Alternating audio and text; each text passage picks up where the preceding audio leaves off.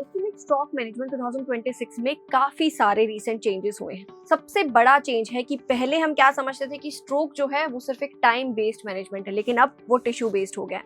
सबसे पहला important step हम समझेंगे इनिशियल असेसमेंट में क्या क्या चेंजेस हैं। अभी भी स्ट्रोक की सीवियरिटी असेस करने के लिए हम NIHSS स्कोरिंग ही यूज करते हैं, लेकिन चेंजेस हैं इमेजिंग के अंदर। पहले हमारा सारा फोकस ऐसा था NCCT के अंदर, लेकिन अब नया एम्फेसिस किया गया है LVO के ऊपर। बट अब की बारी MRI के ऊपर भी फोकस किया गया है। अगर हाइपर एक्यूट स्ट्रोक है तो हम MRI भी पेशेंट का करा सकते हैं, मेनली पीडियाट्रिक पेशेंट्स के अंदर भी। अदर देन दैट जो हमारा पीरियड्स रहते थे, जैसे 25 मिनट के अंदर अपने को CT कराना है, इमेजिंग कराना है, वो एग्जैक्टली सेम का सेम रहा है। एक और चीज नई ऐड हुई है, पेशेंट का ECG कराना और उसकी ट्रोपोनिन वैल्यूज को चेक करना। वो हम इसलिए चेक करते हैं ताकि हम कार्डियो एम्बोलिक स्ट्रोक को रूल आउट कर पाएं। सेकंड, ब्लड प्रेशर मैनेजमेंट के अंदर भी इंपॉर्टेंट चेंजेस हैं। पहले हम एग्रेसिव BP को लोअर करना इसको ठीक मानते थे, लेकिन अब इसको बंद कर दिया गया है।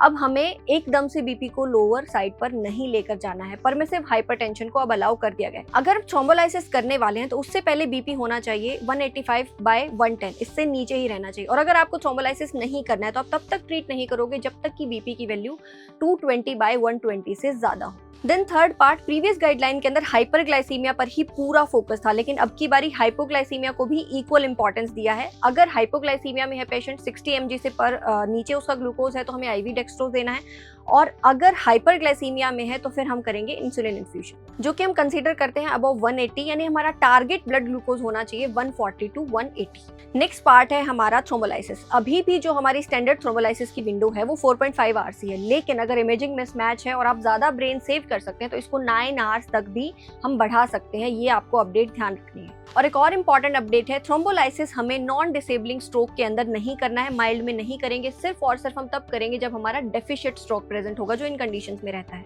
और एक और इंपॉर्टेंट चीज है कि माइल्ड नॉन डिसेबलिंग स्ट्रोक के अंदर हमें IV थ्रोम्बोलाइसिस नहीं देना है, बल्कि हमें तब देना है जब सिर्फ और सिर्फ डेफिशिएंट या फिर डिसेबलिंग स्ट्रोक हो। नेक्स्ट पार्ट आता है थ्रोम्बोलाइसिस में ड्रग कौन सी प्रेफर करनी है। अभी भी हम एटीप्लेस को ही प्रेफर करते हैं, लेकिन फिर भी इमर्जिंग ड्रग है हमारे टेनेक्टिप्लेस, क्योंकि फास्टर एडमिनिस्ट्रेशन है और सिंगल बोलस में आप इसे दे सकते हैं।